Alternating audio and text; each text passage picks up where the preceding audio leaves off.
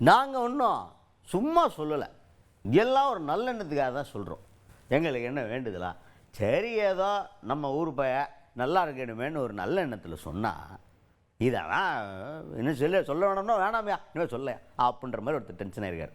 யார் அவர்? விடுதலை சிறுத்தைகள் கட்சி தலைவரும் எம்பியுமான தொல் திருமாவளவன் அவர்கள்.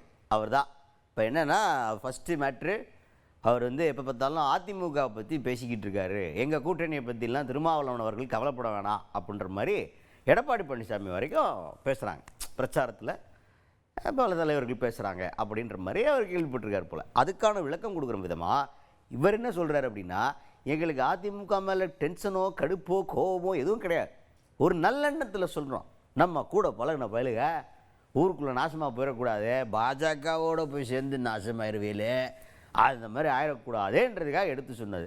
அது என்னமோ பிடிக்க மாட்டேங்குதுப்பா உங்களுக்கு, எங்களுக்கு என்ன உங்கள் மேலே ஒரு நல்லெண்ணம் தாங்க அப்படின்ற மாதிரி பேசியிருக்கார். எந்த அளவுக்கு நல்லெண்ணத்தை வெளிப்படுத்தியிருக்காருன்னா, திமுக கூட்டணியில் இருந்துக்கிட்டு அதிமுகவுக்கு ரொம்ப பாசத்தை காட்டுறாரே திருமாவளவன் அவர்கள் அப்படின்னு நம்ம சந்தேகப்படுற லெவலுக்கு பாசத்தை காட்டியிருக்கார்.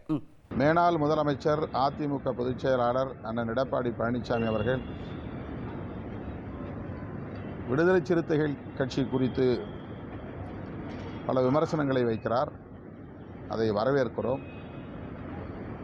ஆனால் பாரதிய ஜனதா கட்சியின் வழிகாட்டுதலின்படி அவர் இதுபோன்ற விமர்சனங்களை வைக்கிறாரோ என்ற ஐயம் எழுகிறது. ஏனென்றால் விடுதலை சிறுத்தைகள் கட்சி பாரதிய ஜனதா கட்சியைத்தான் கொள்கை பகையாக முன்னிறுத்துகிறதே தவிர அதிமுகவை அவ்வாறு முன்னிறுத்தவில்லை. பாஜகவால் பாதிக்கப்பட்ட கட்சிகள், கூட்டணி கட்சிகள் பல.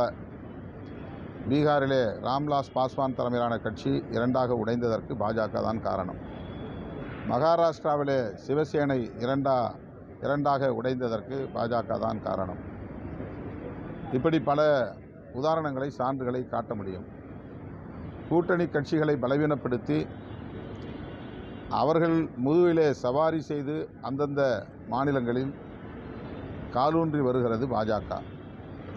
அதே உத்தியை தமிழ்நாட்டிலும் பாஜக கையாளுகிறது, கடைபிடித்து வருகிறது.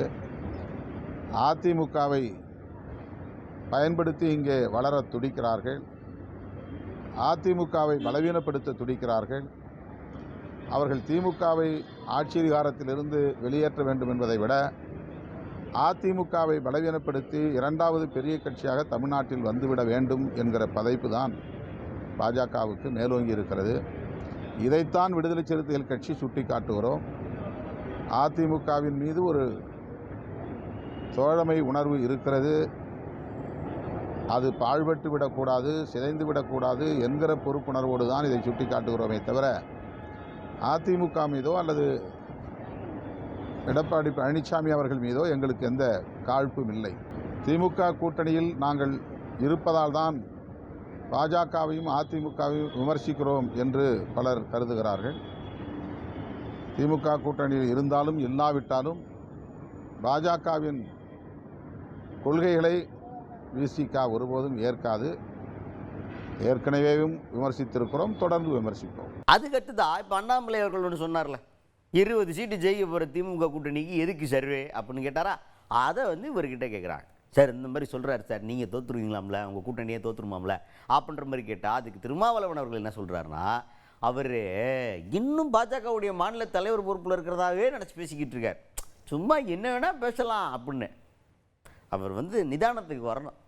நம்ம யார் எங்கே இருக்கோம் அப்படின்றத தெரிஞ்சு பேசுகிறது நல்லது. அவர் பேசுகிறதுலாம் பெரிய கணக்கு எடுத்துக்கவே தேவையில்லை அப்படின்ற லெவலுக்கு பேசியிருக்கார் திருமாவளவன் அவர்கள்.